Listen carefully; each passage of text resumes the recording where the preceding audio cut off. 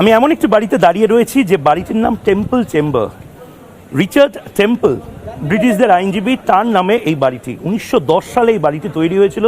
মূলত খুব দাপুটে ব্রিটিশ বা ইংরেজ আইনজীবীদের জন্য এই বাড়িটি তৈরি হয়েছিল।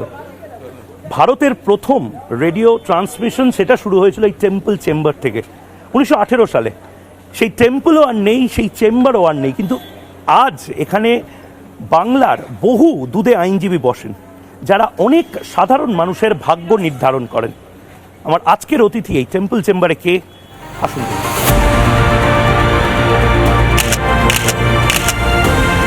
আমি এখন লিফটের অপেক্ষাও করতে পারছি না, এটা সিঁড়ি দিয়ে যেতে হবে। এই হচ্ছে অবস্থা এই মুহূর্তে টেম্পল চেম্বারে। টেম্পল চেম্বার কিন্তু একটা সময় হেরিটেজ বিল্ডিং ছিল এবং এখনও হেরিটেজ বিল্ডিং রয়েছে। যেটা বলছিলাম যে প্রথম রেডিও ট্রান্সমিশন, প্রথম আইনজীবীদের সলা পরামর্শ, ভারতের সলিসিটর যারা ছিলেন তাদের চেম্বার ছিল। এবং আজও আপনি দেখতে পাচ্ছেন প্রচুর পুরনো একটি বাড়ি। এই পুরনো বাড়িটার 1910 সালে যে তৈরি হওয়া, সেই তৈরি হওয়ার সাথে অনেক গল্প জড়িয়ে রয়েছে। দেখেও হয়তো মনে হতে পারে এই বাড়িটা জরাজীর্ণ, এই বাড়িটা অত্যন্ত পুরনো, কিন্তু এই বাড়িতেই লুকিয়ে রয়েছে অনেক রাজনীতির গল্প, অনেক দুধে আইনজীবীর গল্প। টেম্পল চেম্বারে আজকে আমার যিনি অতিথি, তিনি নিজেও আইনজীবী। তিনি রাজ্যসভার সাংসদ ছিলেন, তিনি মেয়র ছিলেন। তিনি এই বাড়িতেই অনেকগুলো বড় বড় সিদ্ধান্ত, সেই ড্রাফটিং করেছেন। অর্থাৎ শিক্ষা দুর্নীতি হোক, ডিএ আন্দোলন হোক, চাকরি চুরি হোক, বা বিভিন্নভাবে মমতা বন্দ্যোপাধ্যায়কে যদি চাপে ফেলার কথা বলা হয়, সেগুলো সব এই বাড়ি থেকে আসুন।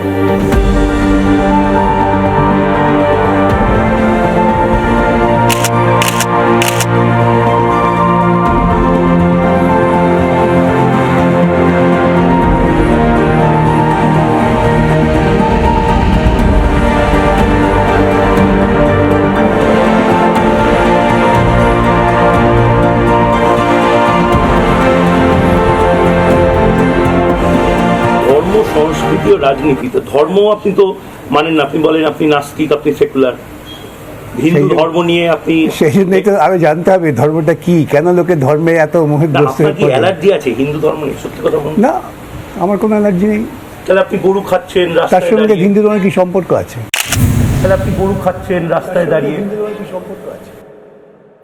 বিজেপির নেতারা বলছে ইচ্ছাকৃত করেন। বিজেপির নেতারা কি আদৌ জানেন হিন্দু সংস্কৃতি কি? আমি তো বারবার বলছি, বিজেপির নেতাদের জ্ঞানগম্যিটা হোয়াটসঅ্যাপ ইউনিভার্সিটি ভিত্তিক। হ্যাঁ, ভারতবর্ষের প্রাচীন ইতিহাস যদি আপনারা দেখেন, কোথায় বলা আছে, কোন সময় বলা হয়েছে যে গোমাংস খাওয়াটা অপরাধ? যাবে, আমি তো জানতে চাই। আমার নামে 30টা মামলা হোক। হিন্দুরা গরু খায়নি কখনো। কে বলেছে আপনাকে? আপনি শাস্ত্র পড়ুন, বেদ উপনিষদ পড়ুন। ব্রাহ্মণদের উপাদেয় খাদ্য ছিল গোমাংস, এবং সেজন্যেই আত্মীয়দের বলা হতো গোঘ্ন, অর্থাৎ আত্মীয় স্বজন এলে সেবা করার জন্য গরু মাংস। সহজে সাধারণ মানুষের সভ্যতার বিকাশটা তো মানুষ হয়তো আকাশ থেকে পড়েনি। মানুষ প্রতিদিন লড়াই করতে করতে এগিয়েছে, তার খাদ্যের প্রয়োজনে যা কাছে পেয়েছে তাই খেয়েছে। এটা তো বুঝতে হবে। সেটা না বুঝে আমি লাফিয়ে উঠলাম। ব্রাহ্মণ্যরা যখন এক জায়গায় তাদের ব্রাহ্মণ্যবাদকে প্রতিষ্ঠা করতে চেষ্টা করলেন যে আমরা ভিন্ন, তোমরা সব অন্তজ, তখন এই খাদ্যাভ্যাসের পরিবর্তনটা হতে শুরু করলো। সুতরাং এসব কথা বলে বহুবার জানতে চেয়েছি কোথায় বাধা। তার মানে কি আমি বা আপনি আর রোজকে গরুর মাংস খাই তা নয়, কিন্তু বুঝতে হবে ওইটা কেন ঘটেছিল। একজন মানুষ, তার বাড়িতে নাকি গোমাংস ছিল, তাকে পিটিয়ে মারা হয়েছে। এ ভারতীয় সভ্যতা। যারা পিটিয়ে মারলেন তারা আমাকে সমালোচনা করবেন যে কেন আপনি গোমাংস খাচ্ছেন। তারা একবারও কেউ বলছেন না যে আমরা লজ্জিত যে একজন জীবন্ত মানুষকে পিটিয়ে মারা হয়েছে তার খাদ্যাভ্যাসের জন্য। এটা স্বীকার করুন, সেটা স্বীকার করে তারপর বলুন হ্যাঁ ওর এই পদ্ধতিটা ভুল হয়েছে, আমি মেনে নিতে পারি। কিন্তু নির্লজ্জের মতো একটা জীবন্ত মানুষকে পিটিয়ে মারাকে যারা সমর্থন করে তাদের প্রতি আমার করুণা ছাড়া আর কিছু নেই। বিকাশ আপনার তো প্রচুর টাকা শুনেছি, তা আপনি এরকম মানে একটা ছোট্ট চেম্বার এখানে বসে আছেন, যদিও এটা হেরিটেজ বিল্ডিং টেম্পল। আমার প্রচুর টাকা শুনেছেন খুব ভালো, সেটা স্বপার্জিত। আমার প্রচুর টাকা শুনেছেন খুব ভালো, সেটা স্বপার্জিত। সেটা কাটমানি নয়, ইলেকট্রাল বন্ডের টাকা। ছোট্ট চেম্বার কোথায়, আলিশান চেম্বার 5টা। এটা আমাকে সবাই বলেন, দিল্লির বড় বড় সাংবাদিকরা এসে বলেন ইতনা বড়া ওকিল ইতনা ছোটা চেম্বার। কারণটা কি? মানে এখানে ক্যামেরা পর্যন্ত মুভ করা যায়। এখান থেকেই তো আমি বড় হয়েছি, এটা ভুলবো কি? অতীতকে ভুলবো কেন? এই চেম্বারতে পেতাম না যদি কমল বসু মশাই আমাকে এত অনুগ্রহ করে না দিতেন। তখন চেম্বার পাওয়ার জন্য যে পরিমাণ টাকা খরচা করতে হতো, সে সামর্থ্য আমার ছিল না। হস্তান্তর করতে হয়। আজকে আমার সামর্থ্য আছে, তখন ছিল না, সেটা বুঝতে হবে। আমি শুনেছি অনেকের টাকা থাকলেও নাকি চেম্বার পাওয়া যায় না। যায় না তো, সেই জন্য তো বলছি। কিন্তু এটা তো কমল বসু মশাই ছিলেন, তিনি আমাকে স্নেহ করতেন, তিনি জায়গাটা দিয়েছেন, তাই পেয়েছি। এবং সুন্দর এখানে দক্ষিণের বাতাস হু করে আসে, এত সুন্দর বাতাসটা আপনি পাবেন।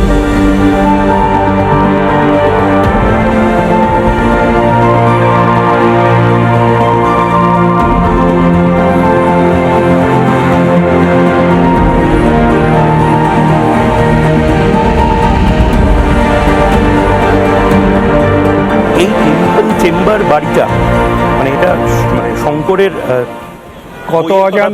কত অজানারে পড়লে দেখা যাবে যে শঙ্কর তার প্রথম জীবনে বারবেল সাহেবের বাবু বলা হয়, মুহুরি ছিল, মানে ক্লার্ক শঙ্কর। হ্যাঁ, তিনি এই বাড়ি নিয়ে কত অজানাতে সমস্ত ঘটনা দিয়েছেন। এটা ঐতিহাসিক বাড়ি।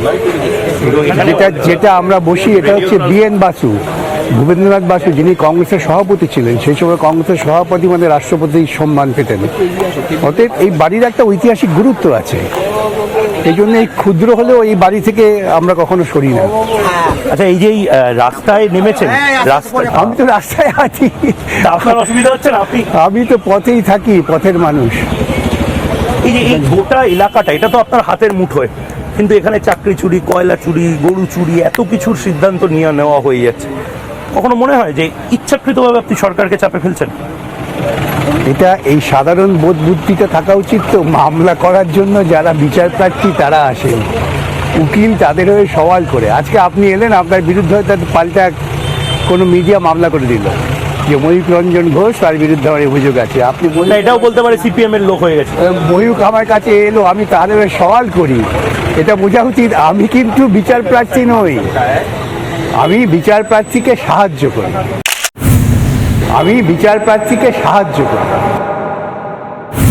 সুতরাং যারা দুর্নীতি করেছেন তারা জানেন যে তারা দুর্নীতি করেছেন। তাদের বিপদ হচ্ছে, তারা ভেবেছিলেন যে এমন আইনজীবী থাকবে যারা বিষয়গুলো নিয়ে খুব বেশি গভীরভাবে নাড়াচাড়া করবে না, সেটাই হয়তো তাদের ধারণা ছিল।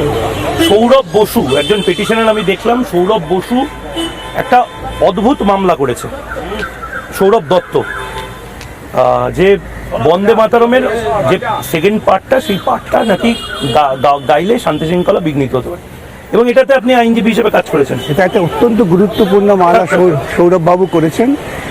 এটা থেকে বোঝা যায় যে মোদী সরকার তারা কিভাবে না বন্দে মাতরম গাইলে আইন শৃঙ্খলা কেন বিঘ্নিত হবে? আবার ভুল করছেন, অর্ধসত্য মারাত্মক ব্যাপার।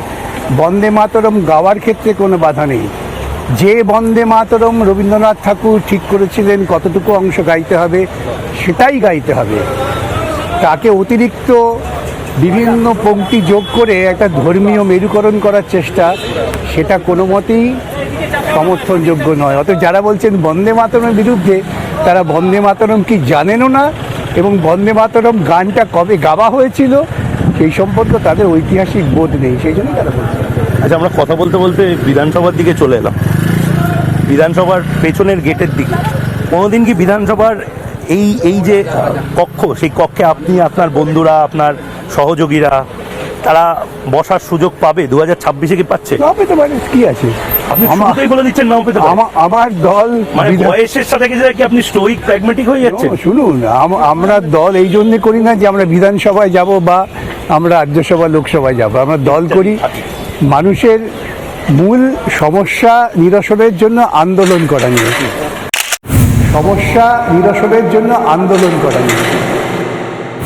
অতএব যারা মনে করছেন এই বিধানসভাটাই আমাদের চূড়ান্ত লক্ষ্য, তারা আমাদের দল আদর্শ এ সম্পর্কে খানিকটা কম খোঁজ রাখেন। এবার বামপন্থীদের কি হবে বিকাশদা? মানে বামপন্থীরা মাঠে ময়দানে লড়ছে বলেই আপনারা বামপন্থীদের শুনুন না, সেজন্যই আপনারা বামপন্থীদের উপেক্ষা করতে পারছেন না। আজকে বামপন্থীদের বিরুদ্ধে তো মানুষ রাস্তায় নামছে। আজকে বামপন্থীরা যদি মানুষের সমস্যা নিয়ে আলোচনা না করতো, আপনারা বামপন্থী নিয়ে আলোচনা করতেন না। না, সিপিএম কি আছে মাঠে ময়দানে? সিপিএমই তো আছে, তাহলে আপনি আমার কাছে এলেন কেন? আমি তো এসছি আইনজীবী হিসাবে। আপনার তাহলে আইনজীবী হলো, আমি সিপিআইএম এর একজন পরিচিত কর্মী। সিপিআইএম আছে বলেই তো আপনারা ঘুরে বেড়াচ্ছেন সর্বত্র, যে কোথায় সিপিএম এর কর্মীরা আছে, কোথায় তারা বিক্ষোভ করছেন, কেন বিক্ষোভ করছেন। অর্থাৎ সিপিআইএমকে অস্বীকার করার মতো সুযোগ আপনাদের নেই। আচ্ছা, আমাকে একটা কথা বলুন, রোদের মধ্যে এইভাবে যে আপনাকে দাঁড় করিয়েছি বা কথা বলছি আমরা, এই বাংলায় সিপিএম এই শব্দটা বললে আবার আপনি রেগে যেতে পারেন, ভোট কাটুয়া হিসাবে কাজ করছে কিনা? না, এটা তো হচ্ছে এই প্যারাডিমটা তৈরি করেন তারাই যারা মনে করেন যে সিপিআইএম থাকলে পরে তাদের অসুবিধা হবে। 0 এবং 1ই তো পৃথিবীর বাইরে। এই জিরোটার কত গুরুত্ব জানেন? আর্যভট্ট যখন শূন্য আবিষ্কার করেছিলেন তার কি ব্যাপক গুরুত্ব, যারা অঙ্কটজ্ঞ করে তাদের জিজ্ঞেস করবেন। শূন্যের গুরুত্ব, শূন্যের মাহাত্ম্যটা যেদিন বুঝতে পারবেন তখন শুধু বলবেন না সিপিএম শূন্য।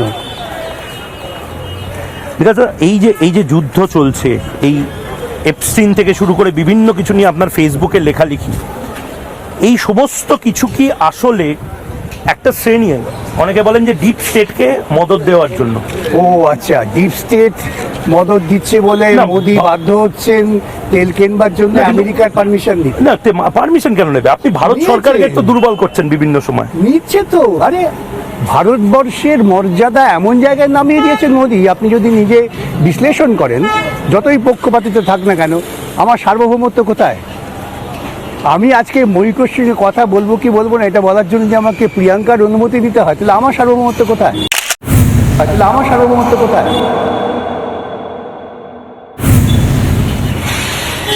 আমি ইসরায়েলের সঙ্গে দোস্তি করলাম, গলায় গলা মেলালাম, যে ইসরায়েল গণহত্যার দায় অভিযুক্ত, নেতনিয়াহু ওয়ার ক্রাইম, তার বিরুদ্ধে আন্তর্জাতিক আদালতে যুদ্ধ অপরাধী বিশেষ অভিযুক্ত, তার সঙ্গে গলা মেলাচ্ছি, কিন্তু ওই শিশুগুলো যখন হত্যা হচ্ছে আমি কোনো প্রতিবাদ করছি না, তাহলে আমার সার্বভৌমত্ব কোথায়?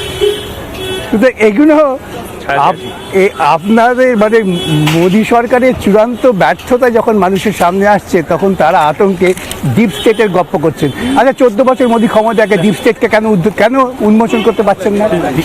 ডিপ স্টেট তো আছে কেন? আমি বলি মোদী সরকার তো এত প্রবল ক্ষমতা নিয়ে ক্ষমতায় আছেন, কেন ডিপ স্টেটের থিওরি বলে লাভটা কি? সেটাকে উদ্ধার করছেন না? আপনার কি মনে হচ্ছে না যে আমেরিকান ডিপ স্টেট আছে? এই যে আপনারাই বলতেন সাম্রাজ্যবাদী, আমার পরিষ্কার হচ্ছে যে ভারতবর্ষের প্রধানমন্ত্রী তিনি ভারতবর্ষের আত্মসম্মানটাকে বিকিয়ে দিয়েছেন।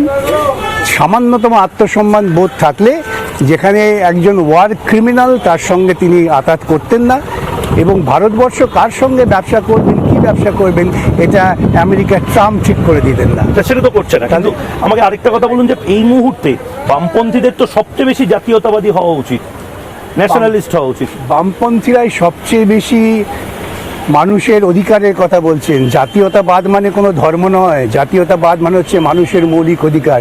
সেই লড়াইটা বামপন্থীরা করছে বলে ওরা আতঙ্কিত। বিকাশ ভট্টাচার্য কি ধর্ম বিরোধী?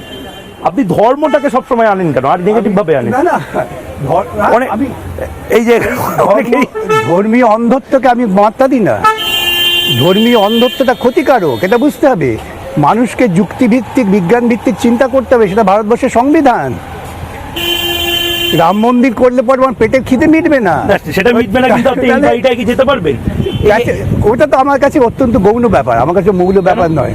একটু লড়াইতে রাজ্যসভায় আপনি সাংসদ ছিলেন, রাজ্যসভায় এখন বিকাশ দাকে পাঠানোর মতন নাম্বার নেই, যদি বিজেপি সাহায্য করছে নেই, তাতে তো আমাদের কোনো দুঃখ নেই। সত্যি দুঃখ নেই না, কিসের দুঃখ? আমাদের কথাগুলো বলছি, আমাদের অস্তিত্ব তো বাঁচে ঘাটে। রাজ্যসভায় নেই বলে আমরা কি কাঁদুনি গাইছি, কিংবা আমরা কি কাউকে বলছি ভাই আমাদের দুটো দাও? না, আপনি ম্যাপ থেকেই যদি মুছে যান, মানে পার্লামেন্টারি ডেমোক্রেসিতে আছে। আপনাদের মানসিকতার যে ম্যাপ আর আমাদের চিন্তার যে ম্যাপ, দুটোর মধ্যে মৌলিক পার্থক্য, এই পার্থক্যটা বুঝতে হবে। আপনারা মনে করেন যে যে কোনোভাবেই হোক 2-4টে রিপ্রেজেন্টেশন পার্লামেন্টে বা অ্যাসেম্বলি থাকাটা বিরাট কৃতিত্বের। আমরা মনে করি একটা রেপ্রেজেন্টেশন না থাকলেও মানুষ যখন দৈনন্দিন লড়াই করছে যে জীবন জীবিকার জন্য, মানুষ যখন করোনায় আক্রান্ত হচ্ছে তাকে বাঁচাবার জন্য, সেই লড়াইটি মূল লড়াই, সেই লড়াই বামপন্থীরা আছে। তাই বামপন্থীদের লোকে বুকে জড়িয়ে নেয়, তাই বামপন্থীদের ইলেকট্রাল বন্ড দরকার হয় না। আমাকে বিকাশে একটা কথা বলুন, সেলিম সাহেব বা সুজন দাদা এখন নওশাদ সিদ্দিকী, হুমায়ুন কবিরদেরও বুকে জড়ানোর কথা বলছেন। আপনি হয়তো খুশি হবেন কারণ নওশাদ সিদ্দিকী আপনাকে বলেছে মুখ্যমন্ত্রী করার জন্য। আপনারা হুমায়ুন করে এখন নিজেদের কবর খুঁজছেন। কেন? দেখলেন যে হুমায়ুন, আমি বলি হুমায়ুনটা হচ্ছে মোদির তৈরি, আমি মোদির লিখিনি, তৈরি? আরএসএস এর তৈরি। হুমায়ুন কবির, আমি বলছি তো হুমায়ুনের এই যে মসজিদের টাকা, এটা পিএম কেয়ার্স ফান্ড থেকে এসছে। আমি বহুদিন আগে অভিযোগ করছি, ওরা পাল্টা কথা এখানে দাঁড়িয়ে যে সমস্ত কথাগুলো বলছেন এ তো আমি বলেওছি, আমাদের ফেসবুক আপনি বললেন পোস্ট করেছি যে ওরা অস্বীকার করতে পারবে যে পিএম কেয়ার্স ফান্ডের টাকা এই মসজিদ তৈরিতে আসেনি। একটা প্রতিবাদ করেছে কেউ? আপনি তো আমার ফেসবুক খুব ফলো করেন না, আমাকে বললেন। তা আমি তো বলেছি একটা প্রতিবাদ করেছে, পিএম কেয়ার্স ফান্ডের টাকার হিসেব কোথায়? সে ফেসবুকে তো হিন্দু বিরোধী লেখাও পাওয়া যায় প্রচুর। না, হিন্দু বিরোধী নয়, তাহলে কুসংস্কার বিরোধী। হিন্দুত্ব কুসংস্কার? আপনি তো ওই মমতা ব্যানার্জির মতন গান্ধাধারণ বলছেন। হিন্দুত্ব কুসংস্কার, হিন্দু এবং হিন্দুত্বের মধ্যে মৌলিক পার্থক্য আছে। সুতরাং আপনি যদি হিন্দুত্বকে আর হিন্দু গুলিয়ে ফেলেন তাহলে আপনি তো বিবেকানন্দকে অস্বীকার করছেন। আরএসএস বিজেপি তো বিবেকানন্দ, ওরা বিবেকানন্দকে মানে না, মুখে মানে না। না। নরেন্দ্র মোদী নিজে শ্রীরামকৃষ্ণের নরেন্দ্র মোদী ভক্ত। হ্যাঁ হ্যাঁ, সে তো বটেই। সেই ভক্তটা হচ্ছে লোকের সর্বনাশ করার জন্য পিএম কেয়ার্স ফান্ডের দুর্নীতির টাকা। সত্যি বলুন তো, মানে আপনি আপনার প্রবলেমটা কি আরএসএস কে নিয়ে, বিজেপি কে নিয়ে, না মমতা ব্যানার্জিকে নিয়ে? আমার মূল প্রবলেম আরএসএস বিজেপির সন্তান হচ্ছে দুটি, আমি ধারাবাহিক বলি। একটা হচ্ছে বিজেপি রাজনৈতিক, একটা মমতাকে তৈরি করেছে আরএসএস। জিতবে কে? আপনারা দু নৌকায় পা দিয়ে আছেন। আমি কনসার্ন নই কে জিতবে। আরে কাউকে তো হারিয়ে কাউকে জেতাতে হবে। আমি মাঠে মধ্যে লড়াইয়ের পক্ষপাতী। মমতা ব্যানার্জিকে হারাবেন না নরেন্দ্র মোদীকে হারাবেন? একই ব্যাপার, আমার কাছে কোনো পার্থক্য নেই। ছাব্বিশে তো নরেন্দ্র মোদী নেই। দেখুন, মমতা ক্ষমতায় থেকে সরকারের টাকায় মন্দির করছে, আপনারা খুব খুশি? মানে আপনারা মানে নরেন্দ্র মোদী, আমি আপনার কথা নরেন্দ্র মোদী তো ক্রিটিসাইজ করেছেন। না, খুব খুশি।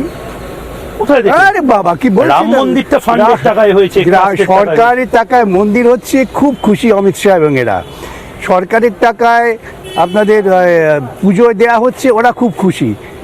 ওদের খালি আপত্তি সরকারের টাকায় কেন ইমাম ভাতা দেওয়া হলো। আমাদের আপত্তি সব জায়গায়। ইমাম ভাতার বিরুদ্ধে মামলা করেছি। ইমাম ভাতা না দিলেও এই যে মক্কায় যাওয়ার জন্য প্রচুর আপনারা দান করেন। না, সেটা ধর্মের জন্য নয়, এটা আবার সেটা ধর্মের জন্য নয়, সেটা পড়ে দেখবেন। এই নিয়ে অনেক মামলা হয়েছে, আমি ব্যাখ্যা করব না।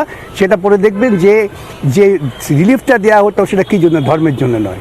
আজকে মমতাকে বাঁচিয়ে রাখবার জন্য আরএসএস তার পত্রপত্রিকায় বলছেন যাই করো বাবু যাই করো, মমতাকে কিন্তু ঘাটিও না। আরে তাদের পত্রিকায় আপনারা কোথায় পেলেন? আরএসএস এর বহু নেতাও দেখছেন আপনারা। হ্যাঁ, আমি বলছি তো, স্বস্তিকা পত্রিকা লিখেছিল আরএস পরিচয়। তো কি বলেন আপনি? দেখে শুনুন, এইটাও তো আমি বলি আপনাকে, যখন বিহারে নির্বাচন হচ্ছে, টানাপোড়েন হচ্ছে, তখনই আমরা বলেছিলাম এবার নীতিশ কুমারের শেষ। আমরা হয়তো কি করে হবে দেখছেন না, কালকে ওকে ঘাট ধরে নিয়ে চলে গেল রাজ্যসভায়। কি প্রাইম মিনিস্টার হবে দেখবেন। তা বিহারটা দখল করলেন, একই কায়দায় আপনারা মহারাষ্ট্র দখল করিয়েছেন আরএসএস। সুতরাং আরএসএস গোটা ভারতবর্ষটাকে দাঙ্গায় জড়িয়ে ফেলতে চাই। আমাকে একটা কথা বলুন, যেহেতু আমরা অনেকটা হাঁটতে অনেকক্ষণ হয়ে গেছে। হ্যাঁ, শুধু একটা জিনিস, এই যে আপনি ঘড়িটা দেখছেন, কারণ আপনার বোধহয় কোনো মামলা আছে, আপনি মামলাতে যাবেন এবং এই হাইকোর্টের পেছনেই আমরা কথাটা বলছি। এটা আমাকে, আমি জানি ক্যামেরায় বলতে অস্বস্তি হতে পারে, কিন্তু অনেকে বলেন মমতা বন্দ্যোপাধ্যায়কে সবচেয়ে বেশি সাহায্য বিকাশ রঞ্জন ভট্টাচার্য করেন। কেসগুলোকে একটা মানে ওই দাবাতে আছে না, স্টেলমেট করে দেন। আপনারা সাংবাদিক তো, কিছু মনে করবেন না, আপনাদের মধ্যে কিছু পাগলও আছে। আচ্ছা, যেমন আমাকেও পাগল বলতে পারেন, সেটাই আপত্তি নেই, কিন্তু আপনি কি মমতা ব্যানার্জিকে সাহায্য করেন? আমি বলি, কিছুদিন আগে এক পাগল দেখলাম বলছেন ডিএ মামলা দেরি হচ্ছে কেন, বিকাশ ভট্টাচার্য মমতাকে সাহায্য করছে। ভাবুন, সেটা তো আপনার অভয়ার মামলা তো আপনারা এমন একটা জায়গায় করে দিলেন। ডিএ মামলা দেরি হচ্ছে কেন তার যে দায়ী, তবে ডিএ মামলা যখন শুনানি হয়ে গেল, জাজমেন্টে দেরি হচ্ছে কেন বিকাশ ভট্টাচার্য দায়ী। এইগুলো যখন কেউ বলে না, আপনারা একটু বিশ্লেষণ করবেন, না, কিন্তু এটাকে- নিজস্ব বুদ্ধি দিয়ে বিবেচনা করবেন। মমতা বন্দ্যোপাধ্যায়কে মমতা- চাপে ফেলেছেন না আপনার- রিলিফ দিয়েছেন? আপনাদের এই কথায় মমতা খুশি হবে, ওই জায়গায় আরএসএস মমতা বন্দ্যোপাধ্যায় হয়তো দেখছেন আপনি কি মমতা বন্দ্যোপাধ্যায়কে এইটাই আরএসএস এর থিওরি। মমতা খুব খুশি হচ্ছে যে আপনারা বিকাশকে বিব্রত করার চেষ্টা করছেন। আচ্ছা, ঠিক আছে। বেশ, অনেক অনেক ধন্যবাদ বিকাশ দা। আমি জানি না বিকাশ দা, এই মানে আমরা একটা অদ্ভুত জায়গায় দাঁড়িয়ে আছি এই মুহূর্তে। আমাদের ডান দিকে হচ্ছে বিধানসভা, যেখানে বিকাশ দ্বারা এখন 0, আর বাঁ দিকে বিকাশ দা 100। এবার বাঁ দিকে থেকে ডান দিকে আপনারা যাবেন কতদিনে সেটা আমি জানি না, কিন্তু 2026-এ যাচ্ছেন না। আমরা মানে আমি হেডলাইনে কি দেবো? Headline-এ দেবেন। 2026-এ বিকাশ দ্বারা এই বাড়িতে যেতে পারছে না, কি পাচ্ছে? হেডলাইন দেবেন যে 2026-এর নির্বাচন হলে পরেও মোদি যেভাবে দেশের সর্বনাশ করেছেন আত্মসমর্পণ করে, আত্মমর্যাদা হানি করে, সেটা বিকাশটা করবে না। বেশ, অনেক ধন্যবাদ।